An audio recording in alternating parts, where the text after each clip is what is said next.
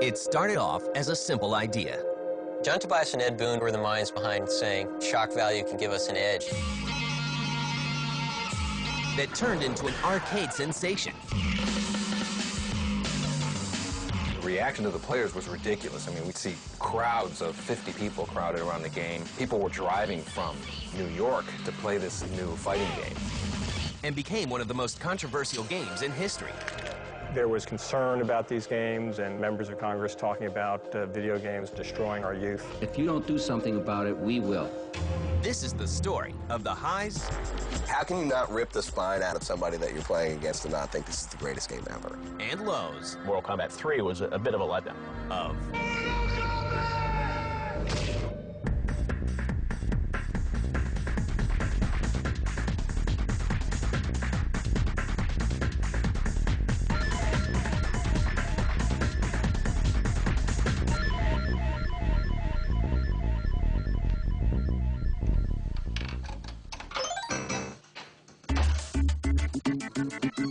It's the late 1980s, and fate brings together two game developers at a Chicago-based game company called Midway.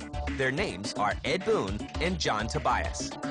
When I started at Midway, Ed Boon was working at the time as a pinball machine programmer. They were starting a video department and hooked up with me, and I started programming a football game called High Impact Football. And I was working with a fellow by the name of Mark Trammell on a game called Smash TV. I was new to video games, and Ed was as well. John and Ed both had a passion for kung fu movies. John especially. They both realized that they had the same interests. John Tobias and Ed Boon were sort of two of the chief innovators on the design and art side in Midway at the time. They were the minds behind saying shock value can give us an edge in terms of breaking into the market. Soon, the two decide to work together on a new game. So we had this conversation, and when neither of us had really worked on a game with each other, and said, you know, yeah, we should do a fighting game sometime. At the time, Midway had a hardware system that could support digitized graphics, which was fairly new back in the late 80s, early 90s. And we wanted to really take advantage of that. And we thought that a fighting game or something where characters could be represented very large on screen would be something that we could take advantage of and create a game around. They meet with an early setback. We wanted to make, you know, Van Damme, the video game. At the time, I think he might have signed a deal with Sega or something. You know, they said, you know, sorry you guys, but you can't have it. And, you know, Bloodsport, I think, had just come out, and we were all bummed out. But the release of a popular fighting game helps get their project off the ground. Street Fighter II had come out and proved successful in the arcades, and so that just kind of bolstered our desire to do a fighting game, and it also gave management the opportunity to give us the go-ahead to start work on the project. So we went into the back, you know, with the blue screen and videotaped some friends, you know, throwing kicks and punches, and I mocked something up in my office, and suddenly when we got this uppercut going, management came in and they saw it and they were like, you know, okay, you know, green light. When we started work on Mortal Kombat, because we were digitizing actors, we needed to find real martial artists to work with, and it just so happened that some friends of mine had been practicing martial arts for years and years, and they were very good at it. They were the sort of the go-to guys for us on the first game. So at that point, it was like, you know, a three-person team, and my job was going to be basically doing backgrounds. John Tobias would be doing the character work. John would design the characters and what they look like, their costumes. And Ed would be doing the programming. And I was kind of like, how did the game play? How quickly were the controls responsive? And what were the secret moves? And then later on, you know, as the game was getting nearer to completion, Dan Forden came into the picture and started doing sounds for the game.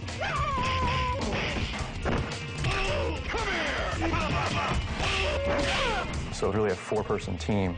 Mortal Kombat was just 4 people, really. It just started. Mortal Kombat is underway, but with established giants like Street Fighter II, will the team at Midway be able to make a game that can compete?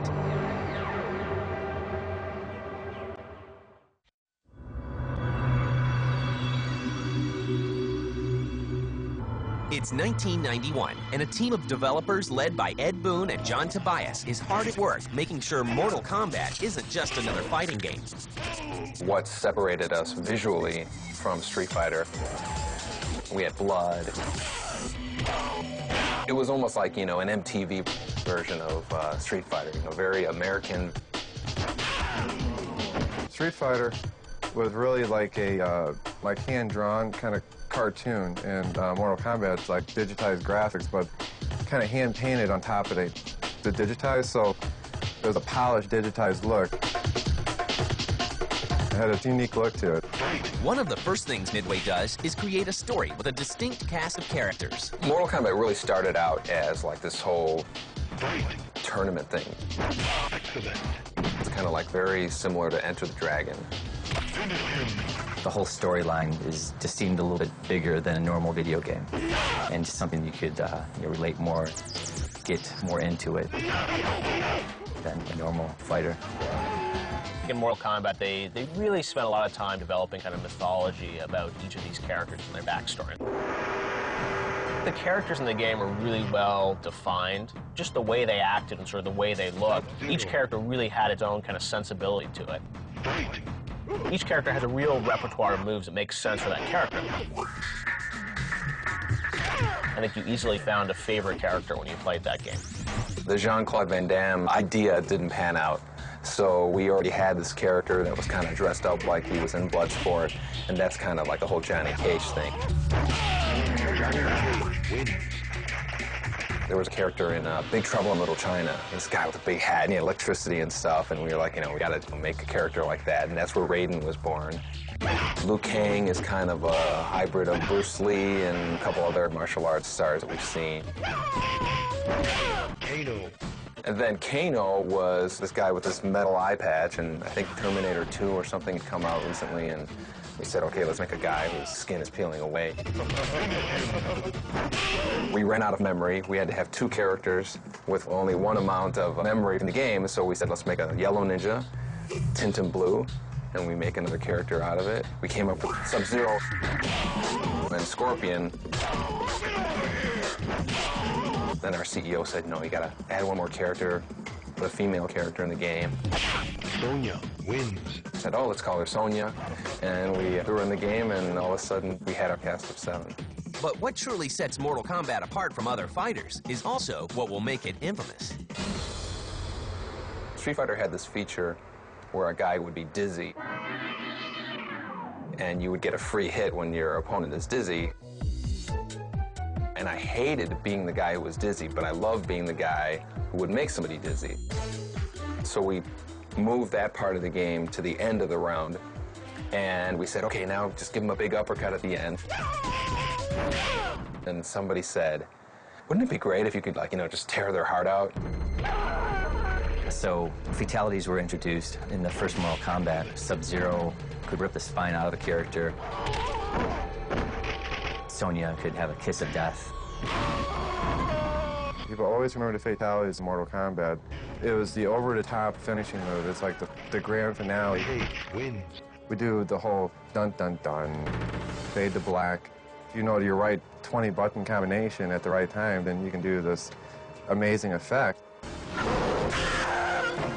And then the whole thing is like, wow, how'd you do that? And that built the mystery, and the mystery got the fans' attention and kind of snowballed from there. It's a lot more fun to beat your opponent by throwing them the spikes, as opposed to just saying, game over, I win. In 1992, Mortal Kombat rolls out to arcades, and the reaction is explosive. The reaction to the players was ridiculous. I mean, we see crowds of, 50 people crowded around the game. People were driving from New York to play this new fighting game.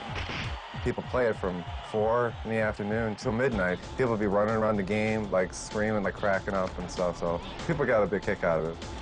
How can you not rip the spine out of somebody that you're playing against and not think this is the greatest game ever? In fall of 1993, Acclaim works with Midway to bring Mortal Kombat home to the Sega Genesis and Super Nintendo. A record $10 million are spent to market the game. It's going to be a Mortal Monday at midnight. The stores are going to be allowed to open up, and there were lines formed in front of stores. Mortal Monday was created by Acclaim, who originally did the publicity for the first Mortal Kombat title. And then they showed us a TV commercial for it. It's the big, kids in the streets screaming, Mortal Kombat! It's like, wow, this is really big. And it just kind of got out of control. And at that point, we were like, you know, this thing doesn't belong to us anymore. It's just kind of like its own thing. And they sold 6 million copies. Not only is Mortal Kombat a hit, but gamers are hooked trying to uncover all the secrets in the game, like Reptile, a hidden character. But the success of Mortal Kombat at home brings some unwanted attention that will change the world of gaming forever. Why do you need to go across that line and produce this stuff?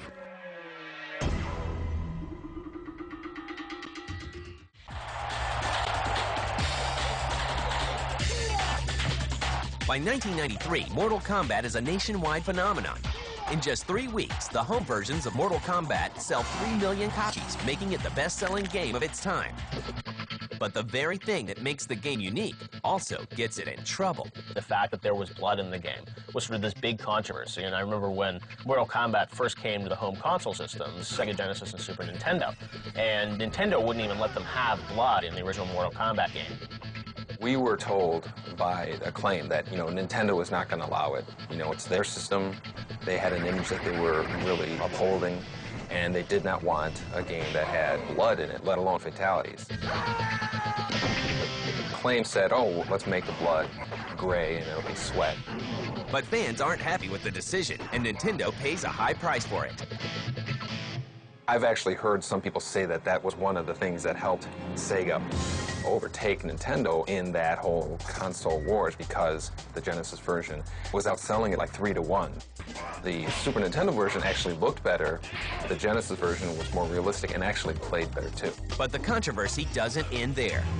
Mortal Kombat becomes just one of many violent games that are targeted by concerned parents and politicians. There was concern about these games, and members of Congress talking about video games being the sort of decline and fall of Western civilization and destroying our youth and leading them down the path of the no good. I hope you walk away with one thought today, that if you don't do something about it, we will.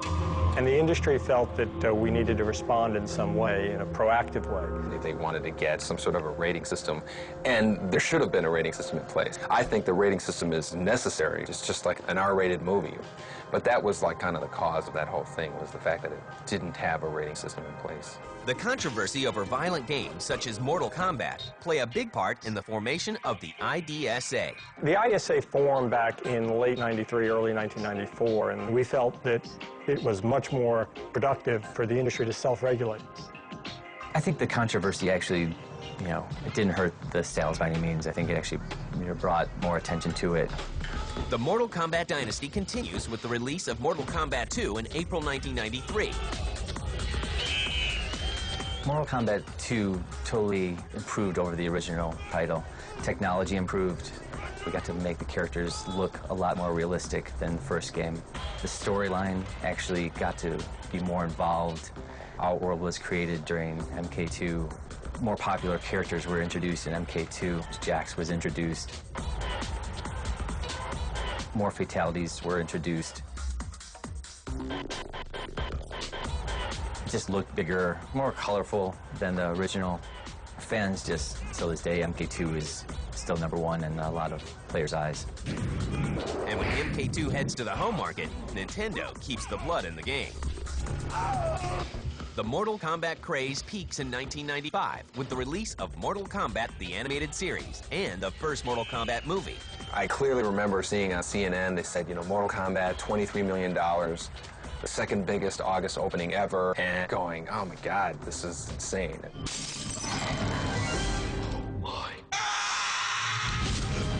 That same year, Midway releases Mortal Kombat 3. Mortal Kombat 3 probably had the toughest time of all the Mortal Kombats because it followed 2 climbing games in terms of features. We really wanted to add something to speed up the fighting, so we added the run button.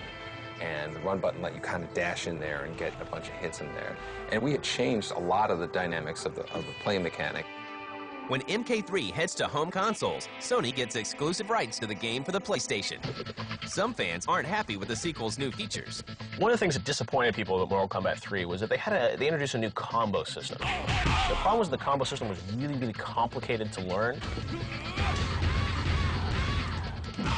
One of the great things about the original 2 Mortal Kombats was that it was a deep game, but it was pretty fun to play, just, you know, without having to remember all these combos. Mortal Kombat 3 was a bit of a letdown. In 1996, Midway releases an updated version of Mortal Kombat 3 called Ultimate Mortal Kombat. Midway plans to take the franchise in a new direction with Mortal Kombat 4. But will it be too much of a departure from what made the series a success?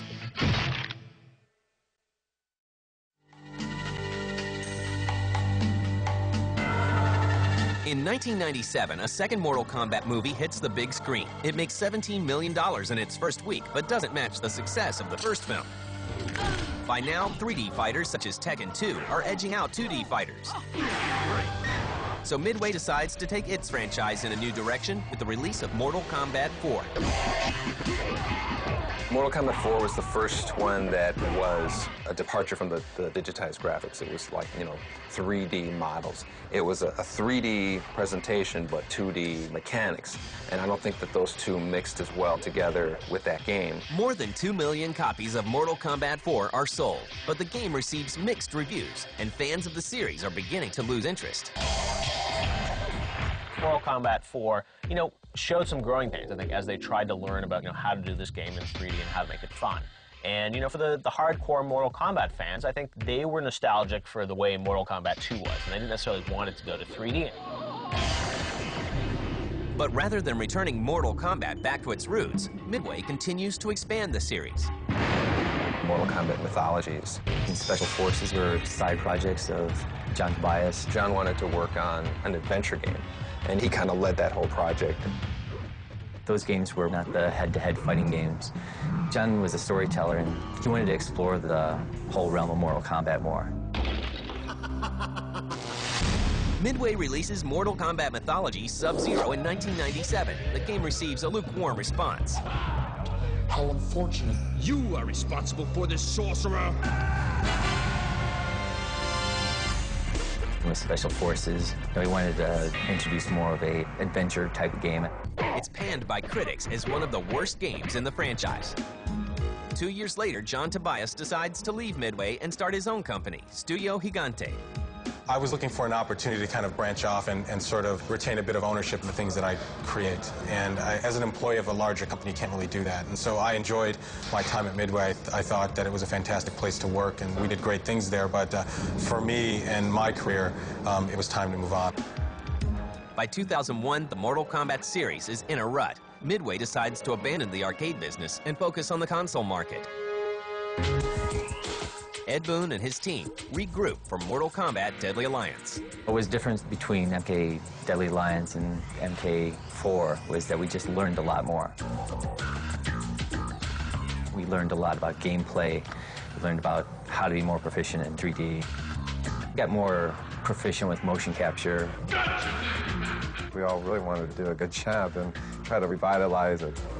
Deadly Alliance comes out exclusively for home consoles in 2002, and for many fans, it revitalizes the series. Mortal Kombat, of course, made a surprising comeback. I don't think anybody quite expected Deadly Alliance to be as big a hit as it was. It was a multi-platinum seller.